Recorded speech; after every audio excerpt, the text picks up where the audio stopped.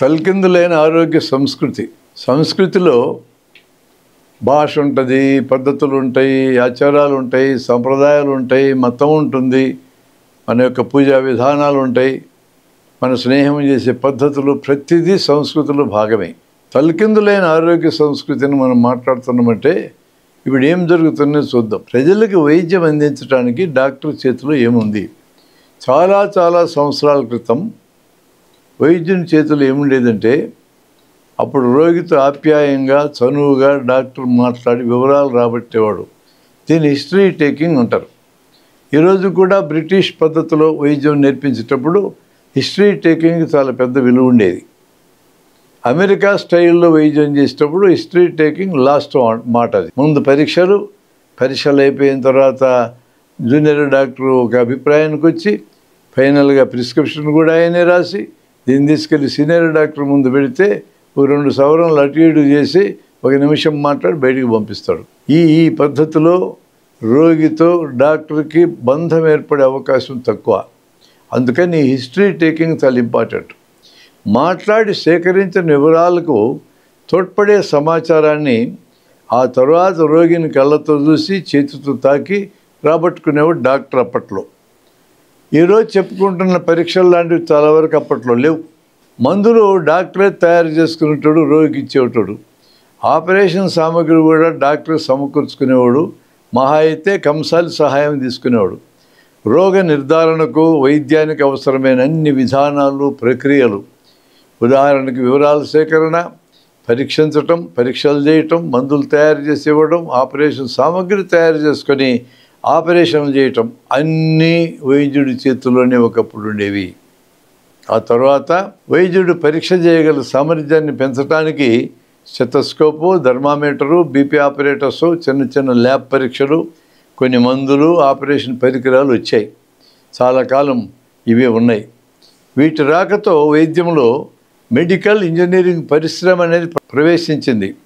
Medical engineering పరిశ్రమ అంటే వైద్యంలోకి పరిశ్రమ వచ్చింది, అంటే వ్యాపారం వచ్చింది. పరిశ్రమ అంటే లాభం కోసమే పరిశ్రమ వస్తుంది, సేవ కోసం రాదు. అది గమనించాలి మనం. ఆ ఇంజనీరింగ్ పరిశ్రమ ప్రవేశించింది. అయినప్పటికీ పరిశ్రమ కంటే ఈ వస్తువుల్ని నియంత్రించే వైద్యుడిదే పైచేయిగా ఉండేది.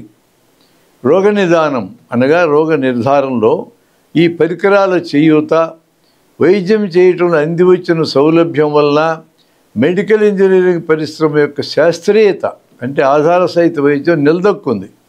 ప్రజల్లో, వైద్యుల్లో వీటి ఆదరణ కూడా పెరిగింది. అందుకే ప్రజలు డికినీ వేసి చూడు సార్ అంటే స్టెతస్కోప్ పెట్టి చూడు సార్ అర్థమవుతుంది మీకు అంటే డికినీ అని పిలిచేటోళ్ళు, కొన్ని చోట్ల డిగ్రీ అని పిలిచేటోళ్ళు పల్లెటూరు వాళ్ళు. స్టెతస్కోప్ అది. ఎక్స్రే తీసుకుందామని వచ్చినాను సార్ అని వాళ్ళే చెప్పేవాళ్ళు. గొంతులో గొట్టమేయండి సారు అని రోగి వైద్యుని అడుగుతున్నాడు అనే అలవాటు కూడా అలా వచ్చింది. అంటే ఎక్స్రే అయితే నిజాయితీగా ఉన్నట్టు చెప్తుంది, గొంతులో గొట్టమేస్తే ఆ సాధనం పేగులో పుండుండలేదు చెప్తుంది, స్టెతస్కోప్ కరెక్ట్గా చెప్తుందని జనం నమ్మకం. అంటే ఎక్కడో ఏదో మేరకి డాక్టర్లు అబద్ధాలు ఆడతారు, ఈ సామాన్లు నిజాలు చెప్తాయనే అభిప్రాయం ప్రజలకు వచ్చేసిందనమాట. అందుకనే పరీక్షలు మొగ్గటం మొదలుపెట్టారు. ఒక రకంగా ఎవిడెన్స్ బేస్డ్ మెడిసిన్లో భాగం కాబట్టి దాన్ని పెద్ద విచిత్రంగా కూడా డాక్టర్లు చూడలే, దాన్ని ఉపయోగించుకున్నారు. మరి ఇప్పుడు డాక్టర్ చేతుల్లో పరీక్షా సాధనాలు లేవు, ఆపరేషన్ సామాగ్రి లేదు, మందులు లేవు, అక్కడక్కడ ఆసుపత్రులు కూడా లేవు. కొత్తగా మెడికల్ ఇన్సూరెన్స్ పరిశ్రమ కూడా వచ్చింది. అన్నీ డబ్బున్న వాళ్ళ చేతుల్లోకి పోయినాయి. అంటే పెట్టుబడిదారుల చేతుల్లోకి, కార్పొరేట్ల చేతుల్లోకి అన్నీ వెళ్ళిపోయినాయి. అందుకని రోగి కూడా కొత్త భాషలో జవాబిస్తున్నాడు.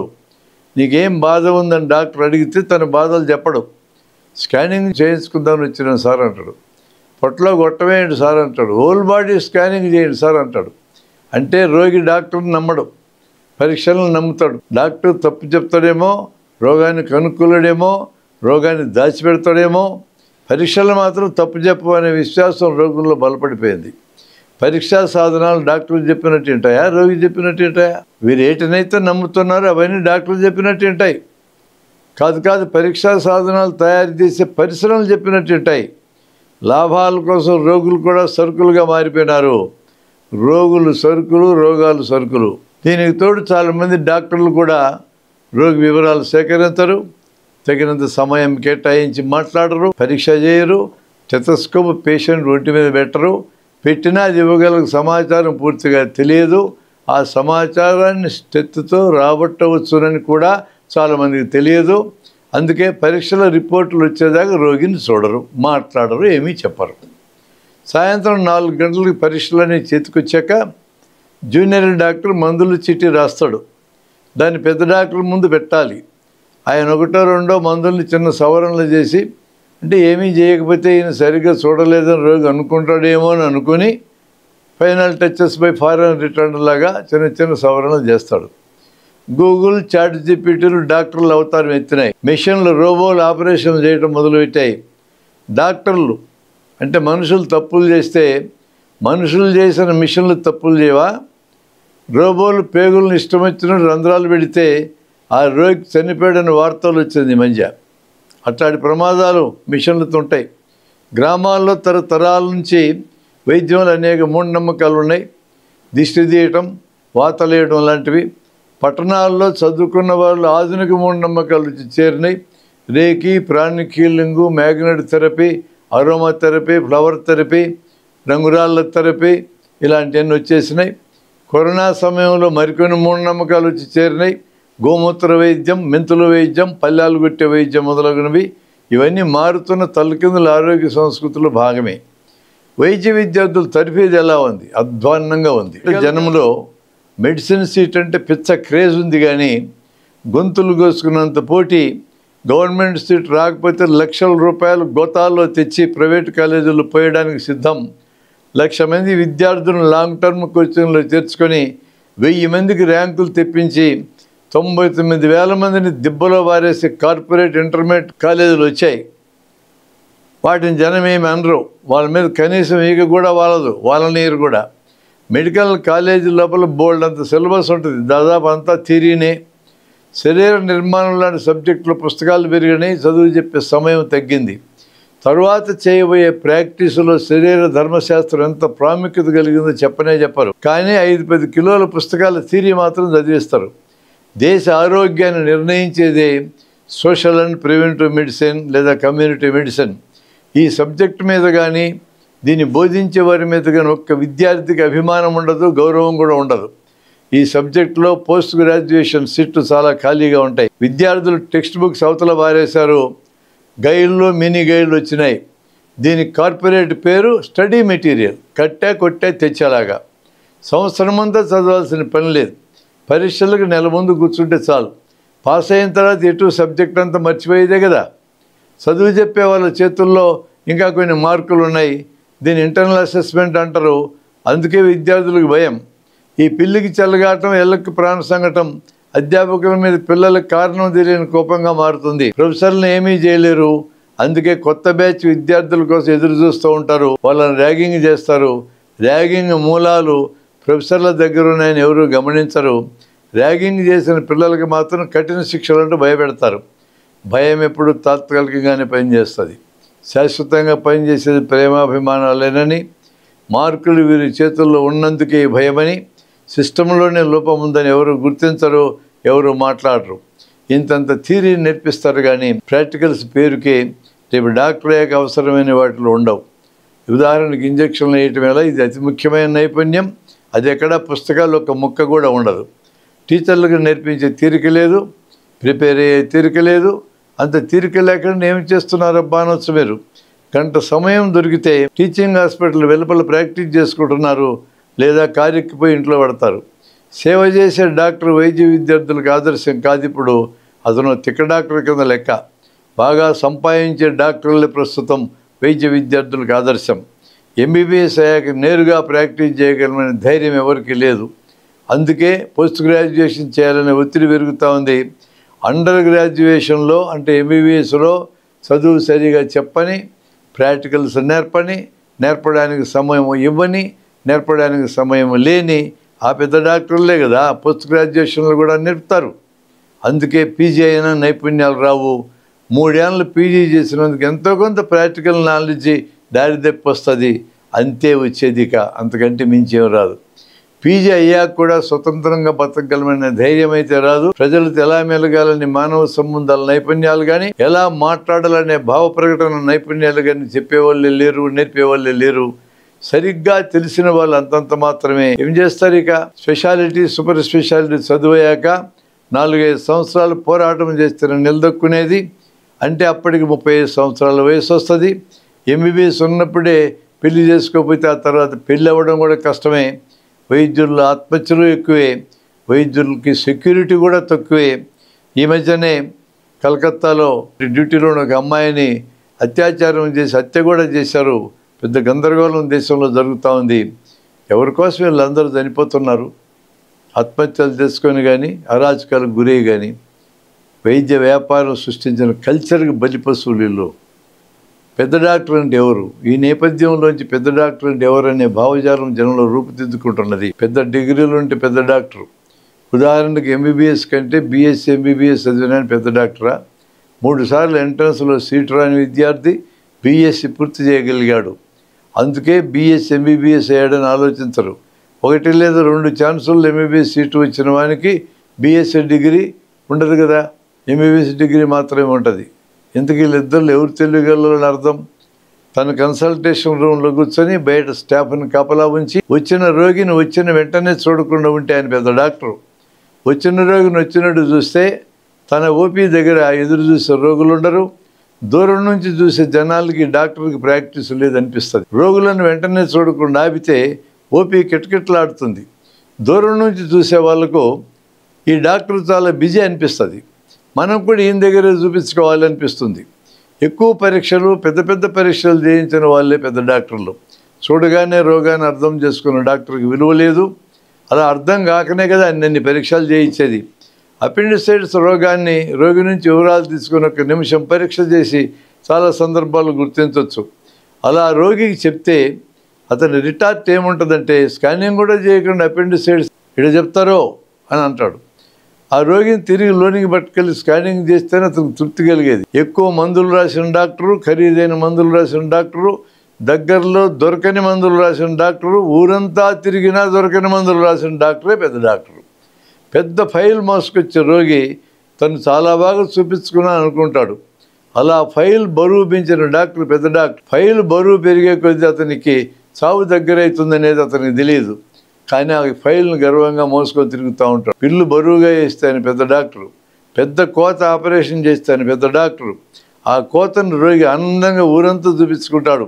ఆయన చిన్న కోతలు ఆపరేషన్ చేయలేకపోయాడని గుర్తించరు. రిపోర్టులు కంప్యూటర్ షీట్లో ఇస్తే అది పెద్ద ల్యాబొరేటరీ. అక్కడికి పంపించిన అతను పెద్ద డాక్టరు. నేపాలీ గుర్కాలతో, సెక్యూరిటీ ఆఫీసర్లతో, అద్దాల తలుపులతో, కంప్యూటర్లతో, ఏసీలతో, పిఓపి లైట్ల దగదగలతో విలసిల్లుతుంది ఇంకా పెద్ద ఆసుపత్రి. భారీగా ఉండే కార్పొరేట్ హాస్పిటల్లే పెద్ద వైద్యశాల. చిన్న హాస్పిటల్ రోగులు కంటికి ఆనవు. డిపార్ట్మెంటల్ స్టోర్ల మధ్య వీధి చివరి కిరాణా కొట్లకు మర్యాద లేనట్టు ఇక్కడ కూడా కలుపుగోలుగా మాట్లాడకుండా అటు ఇటు సీరియస్గా తిరుగుతూ ఉండే డాక్టర్ పెద్ద డాక్టరు. పెద్ద ప్రైవేట్ హాస్పిటల్లో పనిచేస్తూ కన్సల్టేషన్ బై అపాయింట్మెంట్ ముందే పేర్లు రాయించుకుంటేనే చూసేదంటే ఆయన పెద్ద డాక్టరు. బాగా సంపాదించిన అతనే పెద్ద డాక్టరు. ఎంత పొడవున ఫారిన్ డిగ్రీలు ఉంటే అంత పెద్ద డాక్టరు. ఇండియా స్టెంట్ 30,000 వేయాలా, ఫారిన్ స్టెంట్ 1,30,000 వేయాలని అడుగుతారు. అలా రోగిని అడిగితే ఫారిన్ స్టెంటే వేయండి సార్ రోగి అంటాడు. రోగి అలానే అంటాడని డాక్టర్కి ముందే తెలుసు. ఆరోగ్యం కోసం జీవనశైలి మార్చుకొని జనం వైద్యం కోసం లక్షల రూపాయల అప్పులు చేయగలరు. అప్పులు తీర్చలేక టెన్షన్ వస్తుంది. టెన్షన్ కూడా రోగమే కదా, దానికి కూడా వైద్యం చేయించుకో అనే డాక్టరే పెద్ద డాక్టర్. 20 కిలోల గడ్డను పొట్టలోంచి తీస్తుంది వార్త. రక్తనాళాల మధ్య ఇరుక్కున్న చిన్న కెరోటిడ్ బాడీ ట్యూమర్ని తీసేస్తే అది వార్తలకు ఎక్కదు. అది చాలా పెద్ద ఆపరేషన్ అయినా. పేదలకు కార్పొరేట్ వైద్యం చేయిస్తున్నామని ప్రభుత్వాలు అంటాయి. కార్పొరేట్ వైద్యం అంటే ఆటోమేటిక్గా క్వాలిటీ వైద్యం అయిపోతుందని అర్థం కావటం లేదా? కార్పొరేట్ వైద్యం అంతా క్వాలిటీ వైద్యం అని అనగలమా? పేదలకు క్వాలిటీ వైద్యం ఇస్తున్నాం అని ప్రభుత్వాలు అంటే మరింత అర్థవంతంగా ఉంటుంది కదా. పెద్ద డాక్టర్ అంటే ఇంకా చాలా అంశాలు ఉండొచ్చు. కొన్ని ఉదాహరణలు వీటిని ఆరోగ్య సంస్కృతి బ్యాక్డ్రాప్లో చూడొచ్చు. ఒక వ్యక్తికి జ్వరం వచ్చింది, తలనొప్పి, ఒళ్ళు నొప్పులు, కొద్దిగా జలుబు ఉన్నాయి. ఇది షార్ట్ వైరల్ ఫీవర్ అయి ఉండే అవకాశం ఉంది. 5 రోజుల్లో దీనంతటి ఇదే తగ్గిపోవచ్చు. అప్పుడు దాన్ని సెల్ఫ్ లిమిటింగ్ జబ్బు అంటాం. తలనొప్పి జ్వరము ఓర్చుకోలేనంతగా ఉన్నట్లయితే పారాసిటమాల్ మాత్రలు మింగొచ్చు. అవి కూడా ఓవర్ ది కౌంటర్ మనం తెచ్చుకునే అవకాశం ఉంది. మనమేం డాక్టర్ ప్రిస్క్రిప్షన్ ఆధారపడక్కర్లా. 5 రోజుల్లో ఈ జ్వరం తగ్గకపోతే అంటే గ్రామీణ వైద్యులో మన వీధి చివరిలో ప్రాక్టీస్ చేస్తున్న ఏదో ఒక వైద్య డిగ్రీ ఉన్న డాక్టరు మన అవసరానికి ఉపయోగపడతారు. తగ్గితే అక్కడ ఆపుతాం. అటు తగ్గకపోతే అప్పుడు మాత్రమే డాక్టర్ దగ్గరికి పోవాలా. ఈ విషయాలు ఎవరు చెప్తారు? ఎవరు చెప్పలేరు. అలాగే నడుము నొప్పి, నడువులు వెన్నుపూసల మధ్య బిళ్ళలు ఉంటాయి. ఆ బిళ్ళలు ఎంత కొంత పక్కకు జరగడం అనేది 40 ఏళ్ళు దాటిన వాళ్ళందరికీ ఉంటుంది. వాళ్ళందరికీ నడుము నొప్పి ఏం రాదు. కానీ వాళ్ళ నడువుకి ఎంఆర్ఐ పరీక్ష చేస్తే అలా బిళ్ళలు పక్కకు జరిగినట్టు కనపడుతుంది. కానీ వాళ్ళందరికీ నడుము నొప్పి ఉండకపోయినా బిళ్ళలు పక్కకు జరిగినట్టే కనపడుతుంది. జీవన శైలిలో భాగంగా నడుముకి ఎక్సర్సైజులు చేస్తే వాళ్ళు చాలామందికి భవిష్యత్తులో నడుము నొప్పి రాదు. ఒకవేళ నడుము నొప్పి వచ్చినా గట్టిగా ఉండి బల్ల మీద ఇనుప మంచం మీద పడుకొని నొప్పి ఎక్కువగా ఉన్నప్పుడు బరువులు ఎత్తకుండా ఉండి తలకేం దిండు లేకుండా 45 రోజులు పడుకుంటే 100కి 95 మందికి నడుము నొప్పి దానంతటదే బాగవుతుంది. ఇలా ఎవరు చెప్పరు. ఖచ్చితంగా ఎంఆర్ఐ తీయించుకొని చెప్తారు. ఎంఆర్ఐ తీయించుకుంటేనే రోగికి కూడా ఆనందం. 45 రోజుల్లో తగ్గకపోయినా కాలుల్లో కొంత భాగానికి తిమ్మిరి, ముద్దుబారడం, చచ్చుబట్టడం లాంటి లక్షణాలు నొప్పి మొదలైనాక ఏ రోజు వచ్చినా అప్పుడు మాత్రమే స్పెషలిస్ట్ దగ్గరికి వెళ్ళాలి. కానీ ఇప్పుడు ఏం జరుగుతుంది? మాట్లాడితే MRI, city, super specialist, neurologist, neurosurgeon దగ్గర పరిగెత్తారు. ఈ జబ్బులన్నీ కింద లెవెల్లోనే ఫిల్టర్ చేయటం సాధ్యమవుతుంది. కానీ అలా ఫిల్టర్ చేయించుకోవడానికి జనం సిద్ధంగా లేరు. నేరుగా సూపర్ స్పెషలిస్ట్ దగ్గరికి వెళ్తారు. మరో జబ్బు అట్లాంటిది, గుండెలో చురుక్కుమని వచ్చే నొప్పి. దీన్ని కండరాల నొప్పి లేదా మయాల్జియా అంటారు. కండరాల్లో రక్తం సప్లై సరిగా లేకపోతే వస్తుంది అది. లేదా కిటోన్ బాడీస్ చేరినా కూడా వస్తుంది. ఇది గుండె జబ్బు అనుకుని నేరుగా కార్డియాలజిస్ట్ అనే సూపర్ స్పెషలిస్ట్ దగ్గరికి వెళ్తే ఆయన ECG, treadmill test, X-ray test, cardiac ఎక్కువ చేయకుండా మాట్లాడలేడు. ఎందుకంటే ఆ స్థాయి డాక్టర్ కూడా కేసు మిస్ అయితే ప్రమాదం కాబట్టి అన్ని పరీక్షలు చేసి మరీ నిర్ధారించుకొని నీకు జబ్బు లేదని చెప్తాడు. జబ్బు లేదని చెప్పినా మందులు రాయకపోతే మనకు తృప్తి ఉండదు. మందులు రాయించుకొని వస్తాం. ఇలాంటివి అనేక జబ్బులు, వాటంతరే తెగే జబ్బులు ఉన్నాయి. వాటికి వైద్యం అక్కర్లేదు. ఈ విషయం వైద్య ఆరోగ్య పరిశ్రమ చెప్పదు. ఖచ్చితంగా వైద్యానికి వెళ్తారు. వాటికి వైద్యం పెద్ద ఎత్తున చేస్తేనే జనం కూడా తృప్తి చెందుతారు.